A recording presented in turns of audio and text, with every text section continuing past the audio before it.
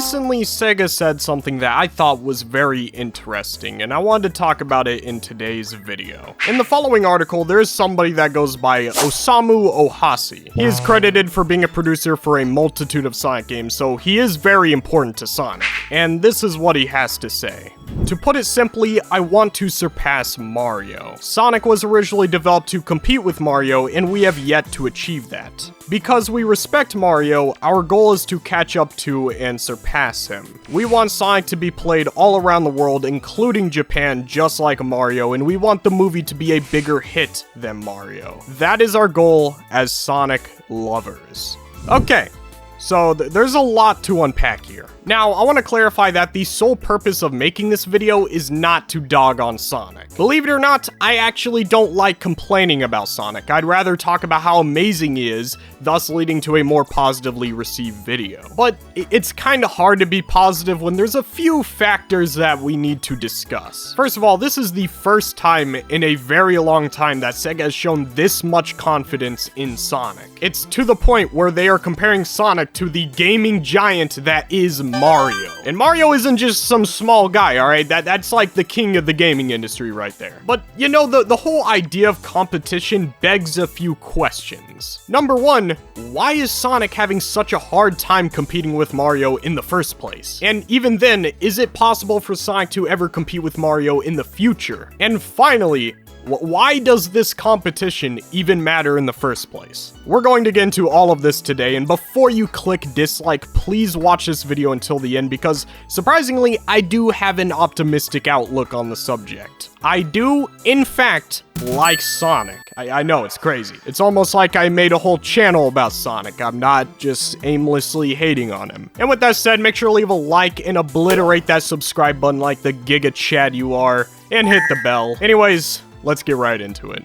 Okay, so first of all, I'm not upset that SEGA wants to compete with Mario. I think that's actually a good thing, and I'll get into that later. But I kind of want to talk about my reaction to the statement. Because my reaction when I first saw this was a mix between confusion and optimism. Because first of all, how are you going to say the goal is to compete with Mario when you literally just released an unfinished Sonic game next to an amazing Mario game in the same week? I have to hand it to them, SEGA has some massive balls. And look, you can say whatever you want about Sonic Superstars. I think it's a fun game for what it's worth. But unfortunately, I do think it's clear as day that the game is unfinished. Sonic Superstars is very unpolished, it has a few bugs, and overall it just had a few details that needed a bit more time in the oven. Now, when I say that's not me saying Sonic Superstars is a bad Sonic game, because unfinished does not equal bad. I would say Sonic Frontiers is unfinished. There's things that should have been fixed in that game before it even released, such as the terrible pop-in or the fact that there's an entire island that is useless in this game. And overall, it just has the same issues as Sonic Superstars. It has some bugs, it's unpolished, etc. At the same time, despite those issues,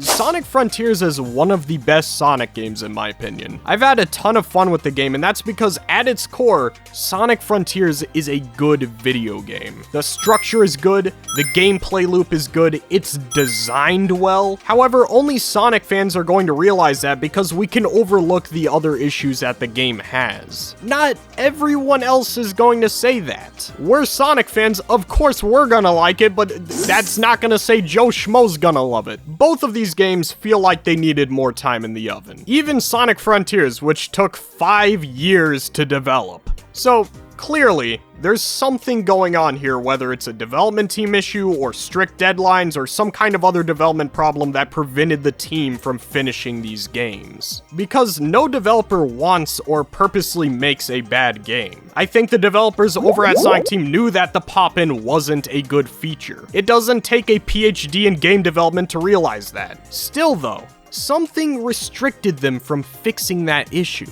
What is it? We may never know because a company isn't going to simply air its dirty laundry like that. And besides, it's not even our job as the consumer to figure out why a product is always releasing half-baked. In my opinion, I feel like Sonic could very easily compete with Mario if they finish their games. If Sonic Team and Sega can somehow come together to fix the blatant issues that every Sonic game has, then I think Sonic vs. Mario could be a conversation again. Sonic may never reach the Mario-type review scores, but I don't think that matters. Reviews are just numbers that people like to use as a metric to compare games when they don't feel like making an honest argument. I think at a certain point, once a game is released and it's at least universally liked, I think that's when a debate can be had. Because if you were to ask me right now which one was better, Sonic Superstars or Super Mario Wonder, it would not even be a discussion. It is so easily Super Mario Wonder for every day of the week. I actually played 35 hours of that game and 100%ed it. Meanwhile, I played Sonic Superstars twice for content and never touched it again. The quality is so incomparable because one game was actually finished. But here's the thing, just because Mario Wonder is better,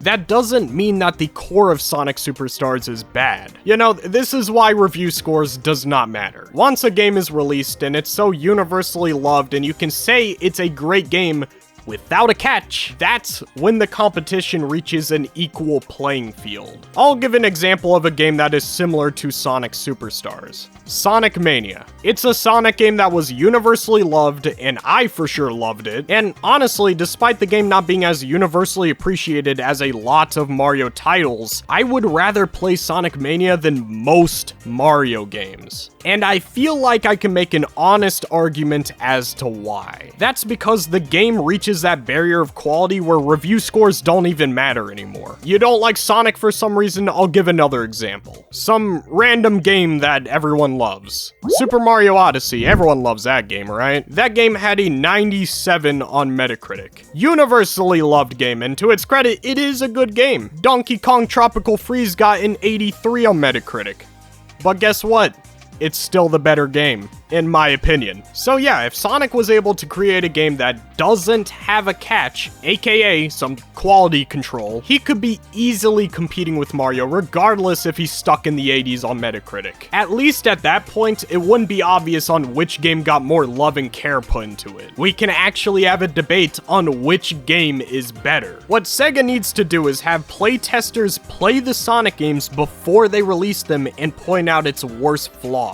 And then make the development team fix those issues before you release the game. It should be Sega's top priority to prevent pop-in or prevent a gimmick or thing that ruins a Sonic game. Simply prevent the stuff that causes these games to not be enjoyable to most players. If they can do that, Sonic might kick Mario's ass. Just saying. In terms of quality, you probably won't reach the sales. To me, Sonic has always been the cooler character. He's always had the more exciting gameplay, and above all, he has so much potential. So yeah, Sonic is not competing with Mario, and I find it quite laughable that they dropped this statement after releasing Sonic Superstars. But, you know, Sonic could be competing with Mario. They can coexist within the ranks. Except the only problem is that it's up to Sega on if they want to do it. I mentioned at the beginning of this video that I'm sort of optimistic after seeing this article, mainly because competition is a good thing. Why do you think PlayStation makes sure that their exclusives are as good as possible? Why does Nintendo try to make the best games that they can? It's because competition forces your competitors to become better. If you want to win a competition, you have to be the best. If Sonic wants to win against Mario, he has to be better than Mario. So, in a way, Mario and Sonic will keep each other in check. Ideally, Sega would be afraid to release another bad Sonic game under the presumption that if they did that, they would lose the competition. If this statement is anything to go by, Sega is essentially ensuring that the next Sonic game has to be good. So, when they announced that they were hungry for success, eager to be better than one of the best and most consistent franchises of all time, in a weird way,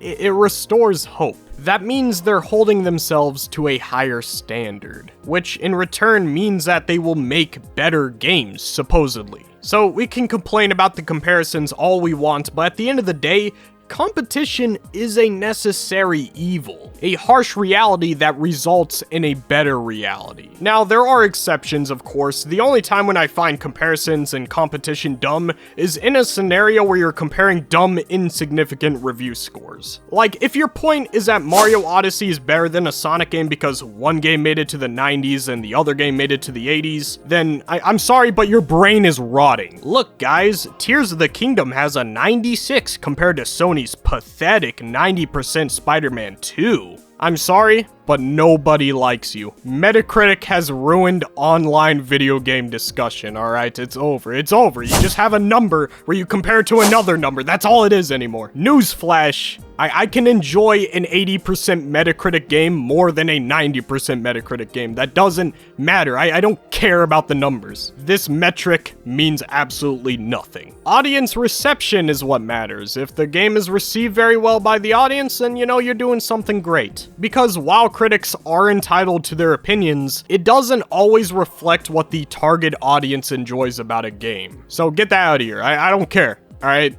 Throw your 90s somewhere else. Overall, I'm optimistic, okay? I think SEGA wants that success, and you know what? I think they'll deliver on that success. Of course, I could be wrong. They could mess it up terribly. We get another Sonic 06, or maybe we just get a disappointment. I don't know. They can always mess something up. But, you know, I feel good this time. I can see the plates shifting. I think SEGA's getting a handle of it. I just didn't expect SEGA to have this much confidence, and it surprisingly has given me a lot of optimism for Sonic's future. Which, I'll admit, is kinda odd because I spoke about this on Twitter, but I'm very burnt out on Sonic. It's to the point where every time I have to talk about him, I feel a sense of boredom and annoyance. I think that's mainly due to obviously making an entire channel based around Sonic. It would be strange if I did not get burnt out. But also, I just feel like Sonic hasn't been progressing as of late. The release of Sonic Frontiers was the happiest I have ever been as a Sonic fan. Even though the game wasn't perfect, it felt new and it felt competent. And it felt like the future was brighter than ever. Sonic Frontiers is the progression that I like to see in the Sonic franchise. But over the past year, we've pretty much got no progression. We haven't exactly been moving forward. It feels like every content drop is made to satisfy fans who need some kind of Sonic content every few months, and nothing more than that. Now, don't get me wrong, I'm not against that. I welcome stuff like the murder of Sonic. Those projects are cool, and having content is better than having no content. So, at the end of the day, 2023 has been a great year for Sonic. It's just, for me, I think the big catalyst of what got me down about Sonic is honestly Sonic Superstars. Sonic Superstars, for me, was a terribly timed game. We just got Sonic Frontiers, this amazing game that pushed the franchise forward. And then just a year later, we got Sonic Superstars. A game that, in a lot of ways, pushes it backwards from what 2D Sonic was back in 2017 with Sonic Mania. Sonic Superstars, to me, is a first step, yeah, but it's also a huge leap back from Sonic Mania in terms of quality. So for me, last year was great because it felt like we were progressing Sonic forward. And then we have this year, where it feels like we're taking a step back with a release that isn't bad or great. It's just flatline decent. So this announcement about SEGA wanting to compete with Mario again, it feels like we're back on track to progress Sonic forward, which makes me feel a bit optimistic. I mean, I'm still burnt out, except now I have something to look forward to. I just wanted to update you guys because I feel like I owe it to you, and also I might be making more ambitious Sonic videos to satisfy my boredom. Because at the end of the day, I still love making content, I still love editing videos and the whole video making process, so I'm not gonna be taking a break or leaving anytime soon. I don't know, I might get a bit more experimental. I got a few weird videos coming up. Anyways, I've gone on for far too long, so if you like this video, make sure to leave a like, subscribe, and hit the bell. And with that said, I love you guys. I'll see you very soon. Peace out. My chill members are Snack Pigeon, Senpai Casey Literature, Neil, Scully, AHS, Francis T218, Sonic Man 715, 3 Monic, Archer XYZ, Pie Studios, Bananas, Junior Rings, Chip Chip Chop, The Squeaker Nerd, Super Shax Boom, and Super Saiyan Sonic. Thank you all for supporting my channel. Make sure to click one of the in-card screen videos here. Love you guys. Peace out.